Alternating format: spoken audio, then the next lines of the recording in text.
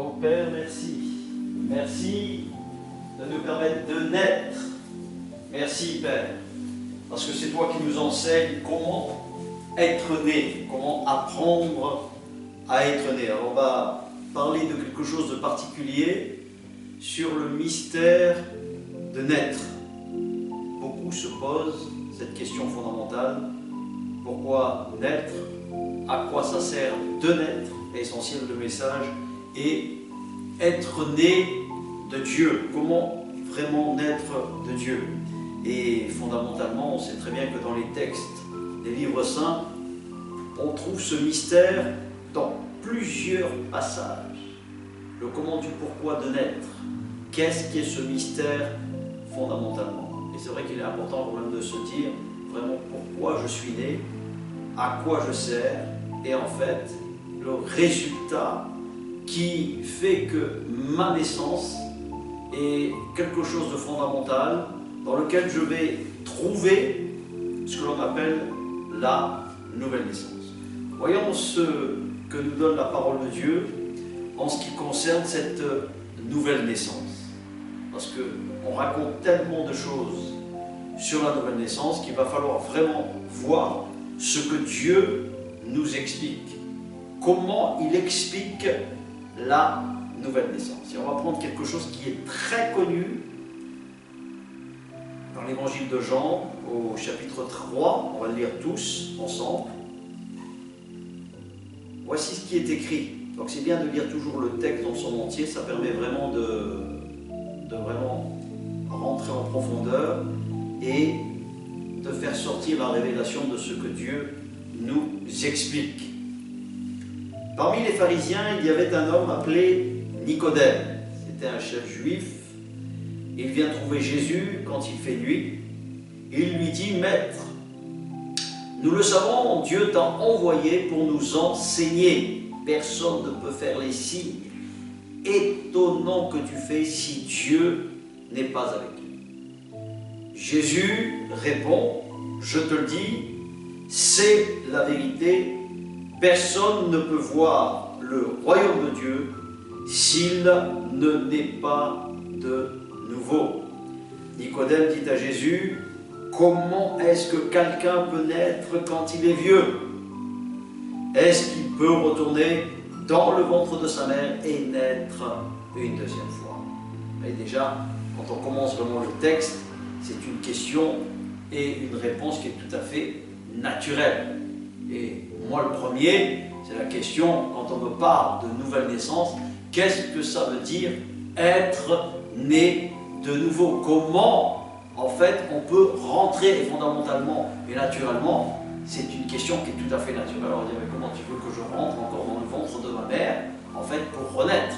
C'est pas possible matériellement et scientifiquement et médicalement. Bien évidemment, encore à ce jour, on ne peut pas faire ce genre de choses. Au vu de l'évolution, bien sûr, de la médecine, au vu au niveau de la science, tout ce que l'on peut faire, c'est déjà exceptionnel. Donc, quand bien même la science, comme la médecine, peut faire ce genre de choses, pour Dieu, qu'est-ce que c'est? C'est rien du tout. Et on va le voir comment Dieu révèle ça et comment il l'explique. Et c'est ça qui est très intéressant. Donc il dit, au niveau de cette question, voici comment Jésus répond. Je te le dis, c'est la vérité. Personne ne peut entrer dans le royaume de Dieu s'il ne naît pas d'eau et d'esprit. Ceux qui sont nés d'un père et d'une mère appartiennent à la famille des humains. Et ceux qui sont nés de l'Esprit Saint appartiennent à l'Esprit Saint. Ne sois pas étonné, il dit, parce que je t'ai dit, vous devez naître de nouveau. Le vent souffle où il veut, et tu en entends le bruit qu'il fait. C'est la même chose pour tous ceux qui sont nés de l'Esprit Saint. Alors, Nicodème demande à Jésus, comment cela peut-il se faire? Jésus répond, tu es un maître connu, un maître réputé, un docteur en Israël, et tu ne sais pas ces choses. Je te le dis, c'est la vérité. Nous parlons de ce que nous savons. Nous sommes témoins des choses que nous avons vues. Mais vous n'acceptez pas notre témoignage. Quand je vous parle des choses de la terre, vous ne me croyez pas. Alors quand je vous parlerai des choses du ciel, comment pourrez-vous me croire? Pourtant, personne n'est monté au ciel, sauf le Fils de l'homme qui est descendu du ciel. Dans le désert, Moïse a placé le serpent de bronze en haut d'un poteau devant tous. De la même façon, le Fils de l'homme doit être placé en haut devant tous. Ainsi, tous ceux qui croient en lui auront la vie avec Dieu, c'est-à-dire connaître la vie future, la vie éternelle. Alors il est très intéressant que quand on lit ce texte, le dialogue et les échanges qui se passent entre Jean et Nicodème, on voit très bien que Nicodème a quand même une très grande connaissance des textes, des livres saints, et bien évidemment Jésus et Dieu est très surpris de voir l'attitude de Nicodème en ce qui concerne justement cette nouvelle naissance. Donc on voit très bien que les textes expliquent une valeur en fait spirituelle, une valeur qui est au-delà du naturel. Qu'est-ce que veut dire être né d'eau et d'esprit? Et en fait, le message se résume à quelque chose. Déjà depuis les temps anciens, on sait très bien que la terre émerge de l'eau. Et bien évidemment, pour comprendre ces choses, il faut toujours remonter à l'origine pour faire sortir le sens des textes. Et la connexion à l'Esprit Saint nous permet d'avoir certaines révélations, certaines choses pour permettre de les expliquer. C'est ce qui va permettre de connaître le sens propre comme au sens figuré de ce que veut dire la nouvelle naissance. Alors comment on peut naître? Et ça, c'est le grand mystère, et ce grand mystère, il faut bien évidemment avoir une réelle communion, une réelle et des réelles expériences pour expliquer le sens de la nouvelle naissance. Alors il est bien évident que tout le monde connaît Jean-Baptiste, tout le monde sait ce que faisait Jean-Baptiste, et Jean-Baptiste était celui qui préparait ce que l'on appelle la voie dans le désert. Et la voie dans le désert, bien sûr, on comprend ce que cela veut dire. Le désert est simplement le rappel à être en tête à tête avec Dieu. Et Jean-Baptiste est vraiment la voie qui prône, la voie qui prépare, la voie qui engage, la voie qui permet surtout ce que l'on appelle le retour à cette nouvelle naissance. Et la pratique de ce baptême d'eau, la pratique de ce baptême engendre à partir de là, c'est-à-dire la terre est bien sûr sous l'eau. Et on fait émerger la terre à la surface de l'eau, comme les montagnes, bien évidemment, qui ont permis toutes ces choses par ce mystère. Le mystère de celui qui est bien sûr à même de maîtriser la matière. Et pour expliquer ces choses, il faut quand même comprendre que la terre, c'est bien sûr la chair. La chair, la glaise, c'est ce que nous sommes par nature. Donc, principalement, immerger dans l'eau explique une chose qui est fondamentale à celui qui est la maîtrise même de la matière. Celui qui est à même de permettre une création et celui qui nous permet, bien sûr, d'être ce que toi et moi, nous sommes le fruit du Créateur. Et le Créateur dit simplement, il va falloir recréer toute chose nouvelles. Et comment je vais les recréer, ces choses? Eh bien simplement, il va falloir que tu comprennes un mystère qui humainement n'est pas possible, mais que moi, le Père des esprits, j'explique comment en fait être né de cet esprit. Et cet Esprit Saint nous captive. Cet Esprit Saint nous pousse bien sûr à toujours nous appuyer fondamentalement sur ce qui est écrit.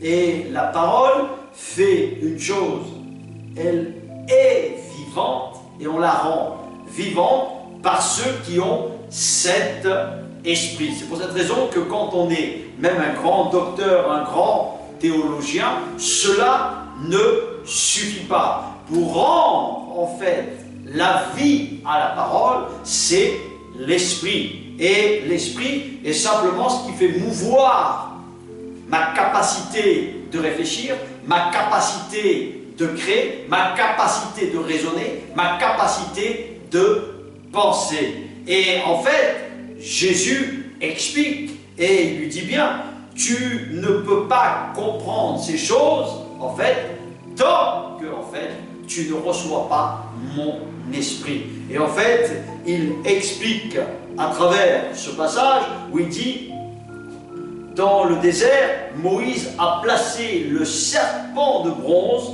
en haut d'un poteau devant tous, qui se résume dans le livre des Nombres, dans les livres saints, que l'on retrouve parfaitement. De la même façon, le Fils de l'homme doit être placé en haut devant tous, et ainsi tous ceux dans lesquels il faut confiance, c'est-à-dire dans la nouvelle race humaine, dans la nouvelle race de devenir des fils et des filles spirituels et non humainement que de la terre, que de la glaise. En fait, il faut comprendre que l'immergence dans l'eau explique bien et résume bien simplement une seule chose, immerger dans l'eau pour permettre à l'Esprit de Dieu et ton esprit dans lequel tu dépends, et tu vas comprendre que tu dépends de cet esprit, et quand tu as compris cela, tu as automatiquement un esprit qui s'appelle l'esprit de ses commandements, l'esprit simplement qui résume en une seule chose la foi qui nous est commune. Et la foi est simplement de ce que l'on entend de cette parole pour la rendre vivante. Et pour la rendre vivante, il faut comprendre le ministère de la croix. Parce que le résumé en fait du poteau, le résumé de ce que Moïse élève le serpent d'airain dans le désert, tous ceux, bien évidemment, qui regardent le serpent, puisque nous avons tous été piqués, nous sommes tous affectés des maux, de la malédiction, nous sommes tous affectés de la mort et nous comprenons qu'il nous faut naître de cette et bien sûr de ce nouvel esprit. Donc cet esprit, ce nouvel esprit nous permet d'être engendrés par celui qui est le reproducteur de celui qui se reproduit à travers chacun de nous. C'est pour cette raison que Nicodème avait beaucoup de mal de comprendre cela. Donc il lui donnait des tas de métaphores, des tas d'énigmes, et il expliquait à travers cette parabole pour qu'il puisse creuser les livres saints et dire est-ce que ce Dieu, Jésus, en fait, était vraiment Dieu incarné? Est-ce que, en fait, et d'ailleurs il le dit, on reconnaît et nous savons qu'une partie du Sanhédrin, une partie, bien évidemment, connaissent et disent que tu es un docteur de Dieu, que tu es venu de Dieu pour nous enseigner ces choses. Et là, on voit très bien que le résumé qu'il fait est très pointu. Et Dieu sait parler aussi bien aux personnes qui sont en haut comme aux personnes qui sont en bas. Il s'adapte aux hommes et aux femmes les plus simples comme aux hommes et aux femmes les plus élevés qui sont bien sûr plus mûrs dans certaines choses, intellectuellement, comme bien sûr de manière très faible intellectuellement, moins riches comme plus riches en culture, en savoir. Toutes ces choses, bien évidemment, nous savons qu'elles viennent de Dieu, mais l'être humain s'en fait un orgueil de tout ça. Et c'est pour cette raison que quand on met toutes ces choses de côté, on sait que dans l'esprit, on trouve une connotation qui est beaucoup plus riche. Et c'est pour cette raison que quand il y a cet Esprit de Dieu est là avec chaque être dans lequel il faut qu'il recherche à travers l'immersion de l'eau, à travers l'immersion de la profondeur de cette parole de Dieu, de simplement la faire surgir et comprendre l'attachement dans lequel nous devons avoir pour cette parole. Et nous comprenons que Nicodème ne comprenait pas tout. Et c'est une grande humilité de se déplacer, bien sûr, vis-à-vis de Jésus, qui n'était pas et qui ne faisait pas partie du Sanhédrin, du conseil du Sanhédrin, mais qui avait eu l'humilité d'aller vers lui, le courage d'aller vers lui pour lui poser cette question et expliquer et comprendre pour quelles raisons en fait il faut passer par le baptême, par ce baptême de l'esprit, baptême d'eau, baptême de l'esprit. Et en fait, le baptême de l'esprit se résume à ce qui est saint, à un prototype d'être humain, d'une race humaine qui va venir. Et en fait, on voit très bien que dans ce texte, comme il nous l'explique, on voit très bien qu'il nous parle de vie future. Il nous parle d'un royaume futur qui encore, bien sûr, n'existe pas tant que Machiar, Jésus, ne revient sur la terre. Et nous savons très bien qu'aujourd'hui, toutes ces choses commencent à se mettre en place et nous attendons impatiemment le royaume de Dieu. Et en fait, pour comprendre ce mystère de la nouvelle naissance, il faut être capté de l'esprit de Jésus, capté de cet esprit qui, en fait, s'engendre en nous. Et quand il s'engendre en nous, il se reproduit avec notre esprit pour changer notre mentalité, nos raisonnements, notre comportement, notre attitude. Toutes ces choses-là, Dieu va le faire en collaboration avec toi et avec moi. C'est ce que l'on appelle la famille, c'est ce que l'on appelle l'Église, c'est ce que l'on appelle la communion, c'est ce que l'on appelle la communauté. Donc, pour comprendre ces choses, il faut être capté de cet Esprit Saint et à partir de là, nous comprenons et nous pouvons avoir le sens de la nouvelle naissance. Mais pour comprendre le sens de la nouvelle naissance, le sens de cette nouvelle naissance n'aura lieu que après ce passage sur la terre. Mais une fois que nous avons reçu cet acompte de cet Esprit de Dieu, qui ne sont que les prémices, parce que ce ne sont que des prémices, et on commence à marcher, à tendre à cette perfection. Et nous savons que chacun de nous, nous ne sommes pas parfaits, mais grâce à cet esprit, nous pouvons être et tendre à être parfaits, c'est-à-dire meilleurs.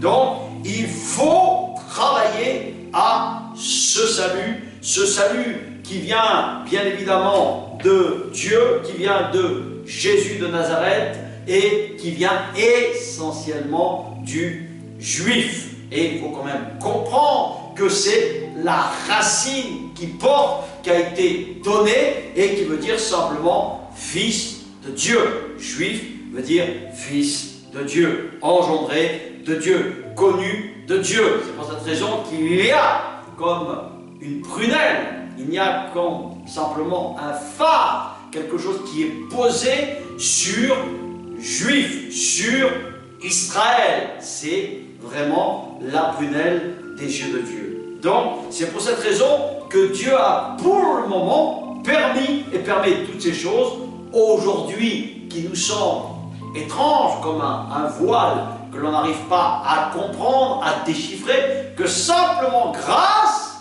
à cet esprit, cela peut être révélé. Grâce à cet esprit, les révélations, la révélation et la manifestation de Jésus à travers chacune des vies est vraiment une rencontre. Et cette rencontre ne peut avoir lieu que simplement si j'ai cet esprit.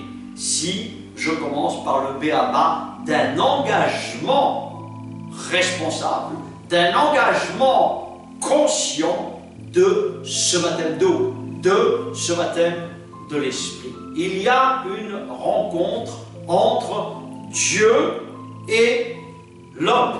Il y a une rencontre avec Jésus et Nicodème. Et cette rencontre, de la même manière, chacun de nous, nous pouvons la voir. Et il nous faut prier en tant que peuple de Dieu, en tant qu'Église de Dieu véritable, pour que tous les êtres humains puissent connaître cet esprit de repentance, connaître cet esprit saint qui nous pousse à connaître cet esprit, qui nous pousse à changer, qui nous pousse à faire tous nos efforts, bien évidemment, pour avoir cet esprit qui nous garde, qui nous préserve de cet esprit mauvais de ce monde. Et nous comprenons que ce monde a un état d'esprit pervers, un état d'esprit hypocrite, un état d'esprit étrange. Et nous savons que celui qui est l'étrange n'est ni plus ni moins que le Satan, celui qui divise tous les êtres humains parce qu'il veut, et il en fait une règle de base, qu'ils restent dans la confusion. Mais béni soit le nom du Seigneur, que bientôt toutes ces choses arrivent, et elles arrivent bien sûr à leur terme. Et il nous faut bien comprendre que ce mystère de la naissance, le mystère de cette nouvelle naissance, est un héritage à quiconque a foi en cet esprit de ses commandements. Et il nous faut bien comprendre que pour se laisser capturer, il faut se laisser saisir et surtout avoir un cœur repentant. Un cœur qui voue et qui demande, comme Nicodème, oser parler à ce Dieu, oser lui poser ces questions et le chercher dans le désert, dans les épreuves par lesquelles nous pouvons passer, à travers toutes sortes de difficultés. Et nous savons que le temps se raccourcit de plus en plus. Chaque pas pour nos vies est un jour, bien évidemment, qui se raccourcit. Et ça va très vite. Et ça va très, très, très vite. Mais il nous faut bien saisir que la vie n'est pas inutile, la vie n'est pas vaine. Elle a automatiquement un sens quand nous rencontrons cet esprit de Christ, cet esprit de Dieu, cet esprit de Jésus, cet évangile, ce royaume futur, où fondamentalement il n'y aura plus tout ce que l'on peut voir. Tout ça n'est que la préface, et tout cela sera effacé quand le grand roi, bien évidemment d'Israël, Jésus, reviendra dans les nuées du ciel. Il faut croire à cet évangile. Il faut croire à cette bonne nouvelle du royaume de Dieu, et tous ceux et celles qui auront accepté avec ferveur, avec confiance, l'Esprit de Dieu, l'Esprit de Jésus, l'Esprit de ses commandements, nous savons que nous pouvons que nous attendre à quelque chose de meilleur. Alors, pour le moment, nous savons que rien n'est simple pour personne, que rien n'est facile pour personne, mais il nous faut nous accrocher. Il nous faut combattre ce bon combat avec l'aide de cet esprit qui va nous donner la force, qui va nous donner le courage de garder et d'être bien sûr à part. Et quand nous avons compris toutes ces choses, nous savons que ce Dieu va nous permettre de naître de nouveau. Il n'y a que comme cela qu'en fait, on va comprendre ces choses de ce que veut dire la nouvelle naissance. J'ai envie de vivre, j'ai envie de connaître la vie future, j'ai envie de connaître une vie, bien évidemment, qui sera spirituellement parlant éternelle. C'est une réalité et c'est une question de confiance, de comprendre ces choses en les lisant, en les réfléchissant, en les méditant et en le priant surtout continuellement.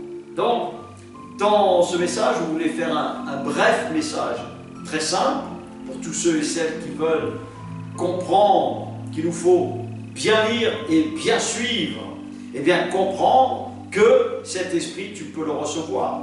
Cet esprit, tu peux l'inviter. Cet esprit, c'est Dieu lui-même, la personne de Dieu lui-même. Et nous savons qu'il est accessible partout où nous nous trouvons. Il est bien écrit que simplement cet esprit parle sous toutes les formes, s'incarne sous toutes les formes à quiconque veut bien le voir, à quiconque veut bien réaliser son état de désobéissance, son état de péché, son état de mort. Et nous savons que chaque jour nous sommes confrontés à la mort. Maintenant la grande question, est-ce que pour moi la mort est pour le futur une vie véritable, ou est-ce que pour moi la mort c'est simplement la mort et s'arrêter là, de ne pas croire à celui qui a la maîtrise de la matière, la maîtrise de la vie, qui donne la vie. Et toutes ces choses, nous devons les réaliser en nous posant ces questions et surtout les poser au maître des esprits. Et quand nous avons posé ces questions au maître, Rabbouni, Jésus de Nazareth, Dieu lui-même, cette incarnation, celui qui est l'auteur de notre salut, l'auteur de notre salut. Il nous faut bien comprendre ces choses et surtout les réaliser en priant. Il n'y a que en priant, il n'y a que simplement en lisant, il y a simplement qu'en méditant, il n'y a que simplement en comprenant ses commandements. Et il faut que ces commandements prennent racine en moi. Si Dieu te dit aime le premier, qu'il soit le premier. S'il te dit aime ton prochain. S'il te dit honore mon jour, honore son jour. S'il te dit ne vole pas, ne vole pas. C'est à toi-même que tu dois te faire police à ton état. C'est un ennemi redoutable, c'est nous-mêmes, c'est nos pensées, nos pulsions, nos impulsions, nos envies, nos ambitions, dans lequel il y a des combats. Et bien évidemment, il y a cet esprit du monde. Il y a un état d'esprit. Il y a un esprit qui va contraire. Cet esprit contraire est celui qui est le contraire de l'Esprit Saint. L'Esprit Saint, lui, veut simplement te donner une vie sûre, une vie future, une vie qui peut te donner de l'abondance, une vie qui est complètement différente de tout ce qui peut exister. Mais encore, faut-il l'accepter avec foi, c'est-à-dire avec confiance. C'est pour cette raison que ma prière, c'est celle-là. C'est je souffle, j'envoie l'Esprit de Dieu et je dis à cet esprit, combat de péché, combat de justice, combat d'équité, combat de jugement éternel. C'est une prière. Et les prières les plus simples sont dans les paroles. Quand nous parlons, nous prions. Quand nous invoquons. C'est pour cette raison qu'il dit, dans ces temps, avant que je ne vienne, invoque-moi. Le monde ira de plus en plus pire. Il n'ira pas de mieux en mieux. Et nous devons avoir comme refuge Dieu, sa parole et son esprit. L'esprit de Jésus. le même état d'esprit. Garder cet esprit, chérir cet esprit, élever cet esprit, adorer cet esprit, aimer cet esprit, chérir cet esprit de ses commandements. Et je termine avec ce texte dans Romains, dans le livre de Romains, au chapitre, je vais dire ça de suite.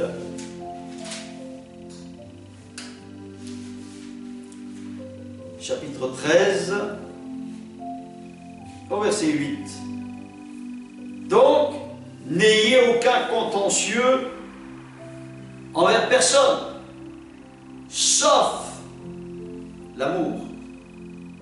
L'amour de savoir pardonner, que vous devez avoir entre vous, car vous êtes tous des créatures sujets à être, bien évidemment, des personnes qui ont des qualités et qui ont des défauts, qui ont des faiblesses et qui ont des forces. Donc il faut comprendre ces choses quand nous sommes entre nous et qui avons cet esprit d'amour comme de pardon. Donc il dira bien une chose importante que vous ne devez avoir avec personne. Celui qui aime les autres, qui aime son prochain, obéit parfaitement à la loi, au commandement. En effet, vous connaissez les commandements. Vous les connaissez, il dit. Ne commets pas, voilà, d'adultère, ne tue pas, ne vole pas, ne désire pas ce qui appartient à ton prochain, c'est-à-dire la convoitise. Ces commandements et tous les autres sont contenus dans cette parole. Aime ton prochain comme toi-même. Quand on aime, on ne fait aucun mal à son prochain. Par conséquent, aimer, c'est pardonner, et pardonner, c'est obéir parfaitement, encore une fois, à ses commandements. C'est pour cette raison que je reviens toujours sur cet état d'esprit des commandements de Dieu, parce que c'est crucial. Et la véritable Église de Dieu, c'est-à-dire la véritable personne qui est une Église, qui est un sacrifice de Dieu, se doit d'obéir, de respecter premièrement Dieu et de l'aimer de tout son être pour partager cela avec son prochain. Nous devons nous préparer et la règle de base, c'est bien évidemment, quand on a compris ces choses, c'est être responsable. Et la responsabilité, c'est de s'engager. Et le contraire de la responsabilité, c'est l'irresponsabilité. L'irresponsabilité n'est pas un acte de foi. La foi s'accompagne d'actes. La foi s'accompagne d'amour. La foi s'accompagne de pardon. Et bien évidemment, toutes ces choses amènent la bénédiction, amènent la guérison et amènent à être plus prospère, bien sûr, à l'intérieur de lui-même. Et chacun doit partager, chacun doit comprendre que veut dire partager ce message pour donner l'amour à son prochain, de la connaissance de ce salut. Je dis amen à ces paroles et grâce soit rendue au Seigneur qui permet simplement ce mystère de la naissance afin de bien le lire et afin de bien capter, comme on vient de le lire dans Jean 3 et dans Romains 13 au verset 8. C'est toujours bon de les lire et de se laisser captiver. Souffle de Dieu, je te dis merci et grâce te soit rendue celui qui est l'Amen, Amen, Amen, Amen.